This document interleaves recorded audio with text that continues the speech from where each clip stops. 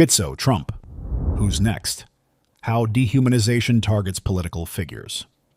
On July 13, 2024, during a campaign rally in Butler, Pennsylvania, former President and current Republican presidential candidate Donald Trump was wounded.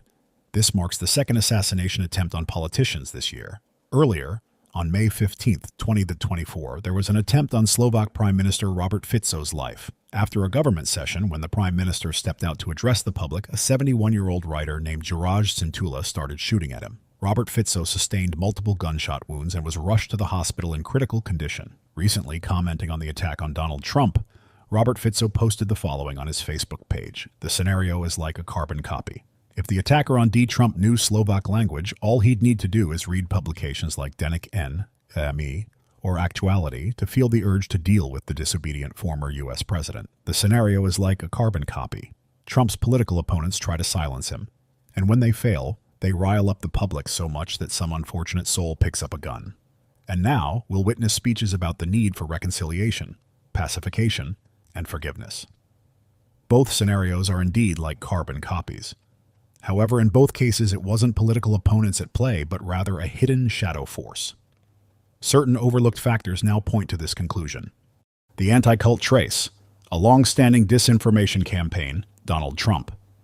For a long time, Donald Trump has been the target of an intensive disinformation campaign. Central to this campaign has been the repeated use of the label cult, as well as the 2019 book The Cult of Trump by Steven Hessen, a leader in the American anti-cult movement and a deprogrammer.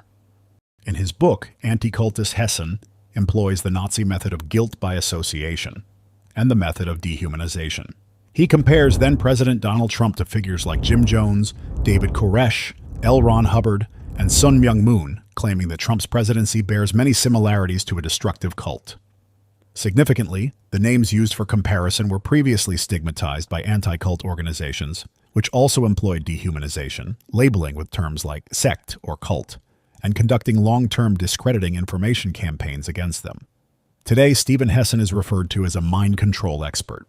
In the past, he was known as a member of the criminal organization CAN, Cult Awareness Network, which engaged in the forced deprogramming of individuals through kidnapping, detention, and the use of physical, psychological, and often sexual violence. Despite direct evidence of his criminal and inhumane activities, American media now provide him with a platform to continue his work. This allows him to dehumanize specific organizations, groups, and individuals by labeling them as a cult. Robert Fico. Robert Fico has also been the target of a long-term discrediting campaign. Phrases aimed at contempt and disparagement were used to dehumanize and direct hatred towards him. Below are a few examples from numerous instances. An article from the Slovak portal, SME, with the subheading, "By targeting journalists, Fico poses a threat to you as well." An article on the Slovak portal, HN, with the headline, "Fico is taking away our freedom." An article from the Slovak portal, Actuality, at K, with the headline, "Fico discovered his worthlessness." A noteworthy publication to highlight is an article titled, "Slovakia in a Time Loop. Is our country forever doomed to return to its leader, Robert Fico?" This piece was penned by an individual known for using anti-cult derogatory labels, such as sect. Twice it seemed that Slovakia had finally rid itself of him. In 2010, he was sent to the opposition by Iveta Radikova's party. In 2020, Igor Matovic, with a constitutional majority, took charge until February 2024. In both cases, mutual conflicts among his opponents, leading to the premature dissolution of alternative alliances, laid a ceremonial carpet for Robert Fico's return to power. Thus, Slovakia is stuck in a strange time loop. Like a boomerang, or rather like the beloved toy yo-yo, its most talented politician repeatedly returns with the potential to seize power for himself.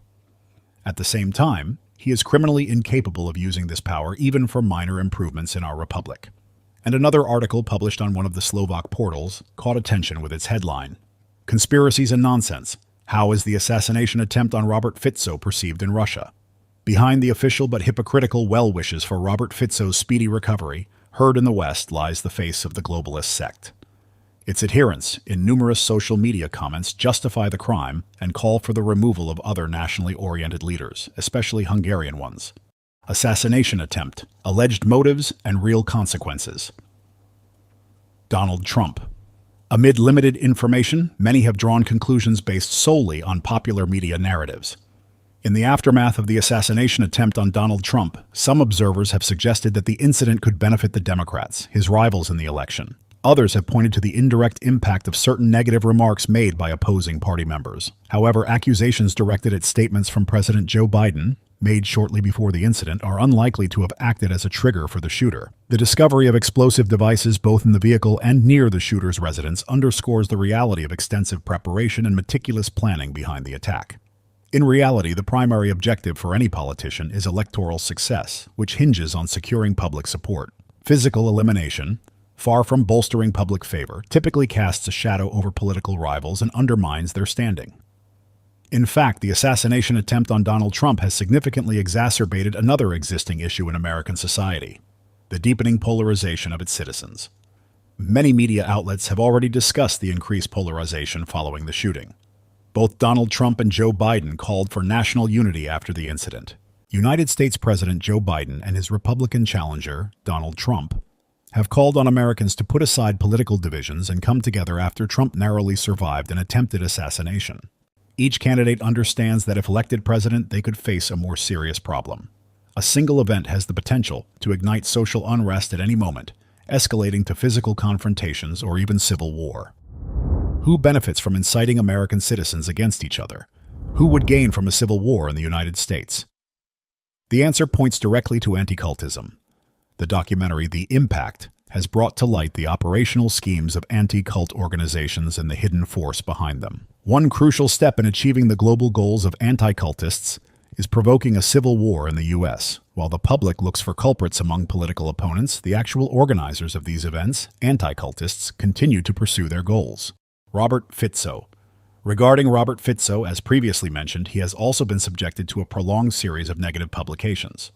Furthermore, Robert Fico has been a significant obstacle to anti-cultists in executing their plans within Slovakia, particularly when decisions were being considered about dismantling the anti-cultist mouthpiece, the RTVS broadcasting company. This point was notably mentioned by his assailant 14, Juraj Cintula. "I disagree with the government's policies. And that's why you decided to commit murder a month ago? The media have been shut down. Why is RTVS being attacked? Why was Mazak fired?" RTVS has repeatedly been observed promoting narratives pushed by anti-cult agents, publishing content that violates democratic principles and advances manipulative agendas. This can still be noted in the preserved archives of the RTVS broadcasting company. Shooter of Robert Fico, Juraj Cintula. During one of his initial interrogations, the shooter stated that he disagreed with the government's Fico policies, including reforms of state media. "I disagree with the government's policies." On April 24, the future shooter was seen at a protest rally. Among other things, he shouted, "Down with Fico." What was the catalyst for the prior decision to commit the crime? Hatred for the enemy or the savior complex. Shooter of Donald Trump. Apart from being labeled a cult, Donald Trump was also repeatedly compared to a fascist. But as much as all of us talk and think about this numbnut every so often, it's really important to, let's say metaphorically, jam the sharpened stick of knowledge into the soft inner thigh of your mind and just grind it around a little bit to try to reawaken the horror of what our country would be like if this hate-filled dingus and his soulless goons ever got a hold of power again. Because, and I don't know if you've noticed, but Donald Trump is a fascist. Thomas Matthew Crooks might have genuinely believed he was saving America. Fueled by what he saw as heroic motives, he merely needed to identify a target, a task that dehumanizing labels and publications had already done for him.